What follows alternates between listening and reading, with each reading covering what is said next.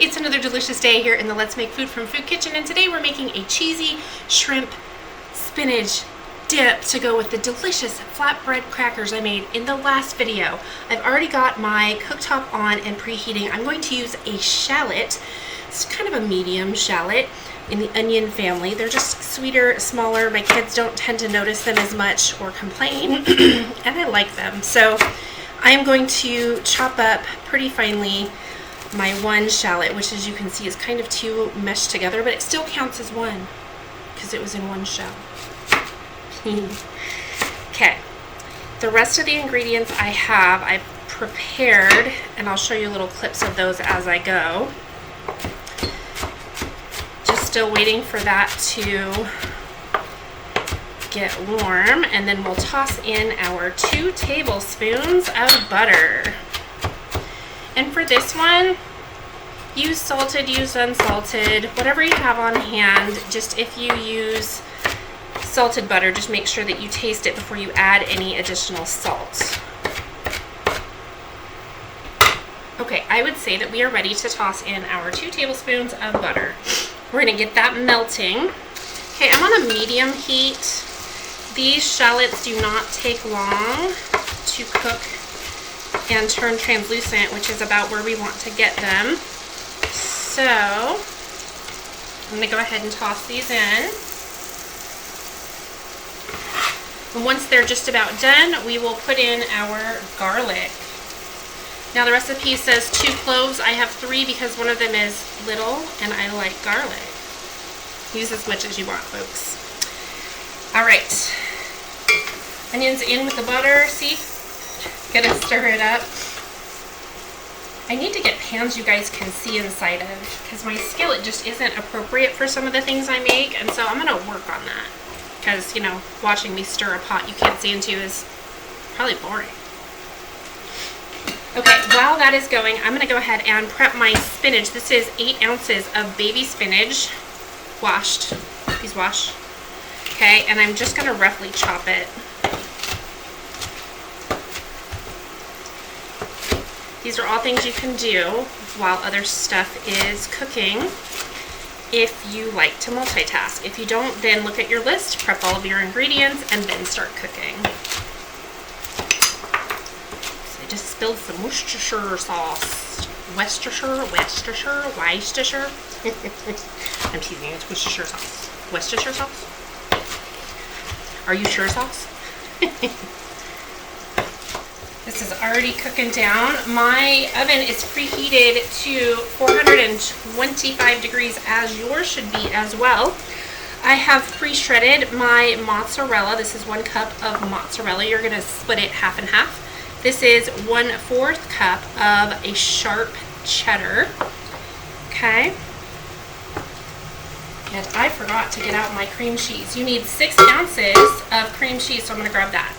Okay, my onions are about translucent, and so now it is time to add my garlic, and I'm just pressing it in there. This is only going to cook for about 30 seconds before I add in my flour.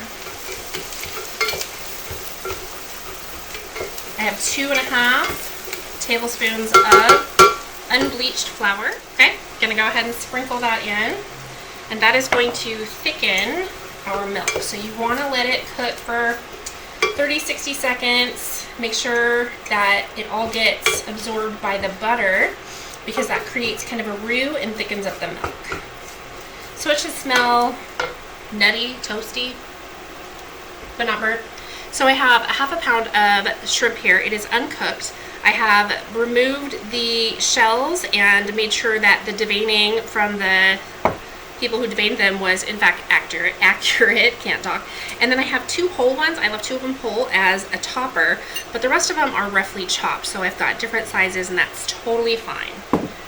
Okay, so this is about ready for the milk. And we're just gonna pour it in. It's a 1/2 cup of milk.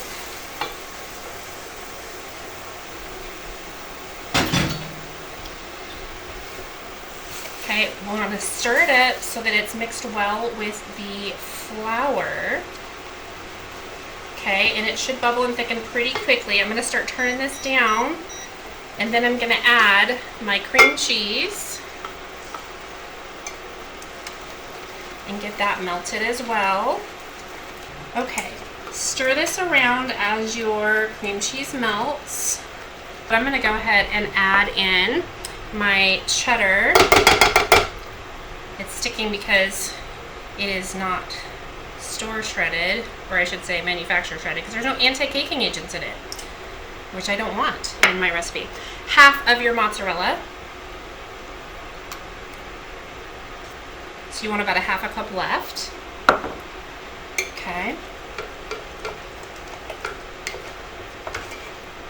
Get that melted.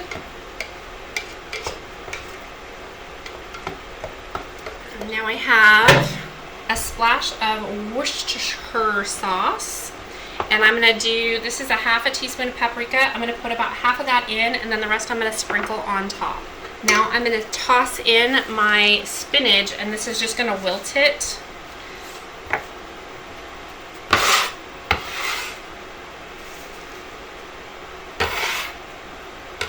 Okay, and go ahead and start stirring that.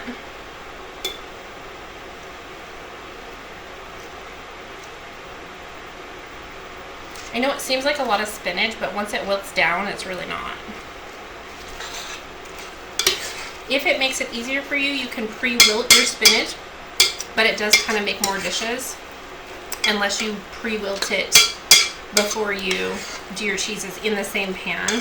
I just don't like it to be super overcooked and slimy, which is why I don't do that, because it's already going to get cooked a bunch in the pan. Okay, so here's the consistency that we have, and that's great.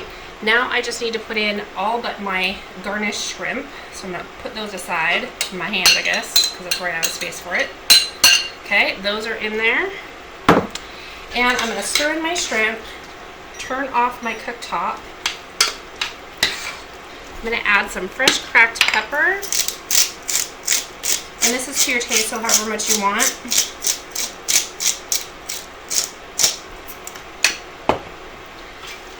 And a little bit of kosher salt, just go sparingly, especially if you used salted butter, okay? All right, now I'm gonna spoon all of this into my baking dish here.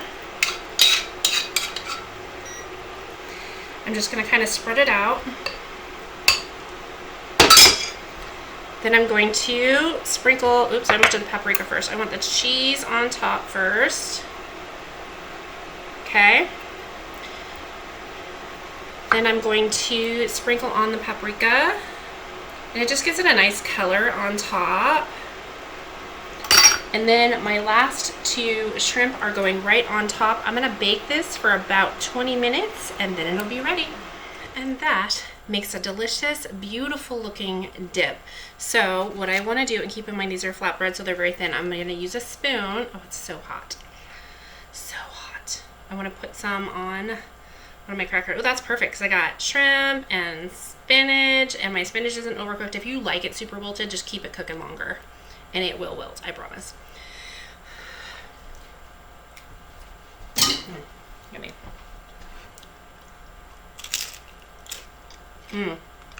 Oh, that's so good. Creamy, delicious, flavorful. This is my lunch right here. I know I can't eat all of it, but I'm surely gonna try. It's fabulous. Is there something you'd like to learn how to make? Tell me what it is down below and I'll take a look.